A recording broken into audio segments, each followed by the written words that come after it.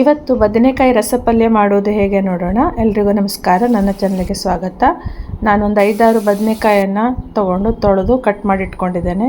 ಈಗ ಒಂದು ಪಾತ್ರೆಯಲ್ಲಿ ಎಣ್ಣೆ ಹಾಕಿಬಿಟ್ಟು ಅದಕ್ಕೆ ಕಡಲೆಬೇಳೆ, ಉದ್ದಿನಬೇಳೆ, ಜೀರಿಗೆ, ಸಾಸಿವೆ, ಇಂಗು ಎಲ್ಲ ಹಾಕಿ ರೋಸ್ಟ್ ಮಾಡ್ಕೋಬೇಕು. ಆಮೇಲೆ ಹಸಿಮೆಣಸು, ಬೇವಿನ ಸೊಪ್ಪು, ಕಟ್ ಮಾಡಿದ್ದ ಈರುಳ್ಳಿ ಎಲ್ಲ ಹಾಕ್ಕೊಂಡು ಫ್ರೈ ಮಾಡಬೇಕು. ನೋಡಿ, ಈಗ ನಾನು ಅರಿಶಿನ ಹಾಕ್ಕೊಂಡಿದ್ದೀನಿ. ಅರಿಶಿನ ಹಾಕಿ ಆಮೇಲೆ ಬದನೆಕಾಯಿಯನ್ನು ಹೋಳುಗಳನ್ನು ಕಟ್ ಮಾಡಿ ಇಟ್ಕೊಂಡಿದ್ದೇವೆ ಅದನ್ನು ಸೇರಿಸಿ ಚೆನ್ನಾಗಿ ಮಿಕ್ಸ್ ಮಾಡಬೇಕು. ಹಾಗೆ ಸ್ವಲ್ಪ ನೀರು ಹಾಕಿ ಬೇಯಿಸ್ಕೋಬೇಕು. ಒಂದು ಬದನೆಕಾಯಿ ಬೇಗ ಬೆಂದುಬಿಡುತ್ತೆ, ಒಂದು 5 to 10 ಮಿನಿಟ್ಸಲ್ಲಿ ಬೆಂದುಬಿಡುತ್ತೆ. ಈಗ ನಾವು ಮಸಾಲೆನ ರೆಡಿ ಮಾಡ್ಕೊಳ್ಳೋಣ.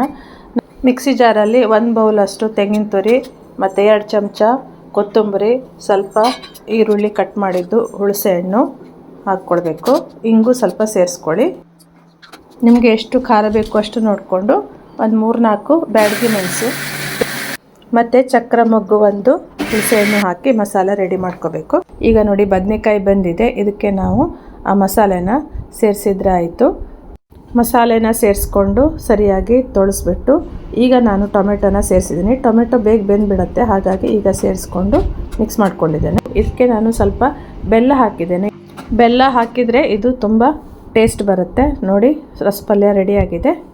ಇದು ಅನ್ನದ ಜೊತೆ, ರೊಟ್ಟಿ ಜೊತೆ, ಚಪಾತಿ ಜೊತೆ ತಿನ್ನೋಕ್ಕೆ ಚೆನ್ನಾಗಿರುತ್ತೆ. ನೀವು ಕೂಡ ಟ್ರೈ ಮಾಡಿ. ವಿಡಿಯೋ ನೋಡಿದ್ದಕ್ಕೆ ತುಂಬ ಧನ್ಯವಾದಗಳು.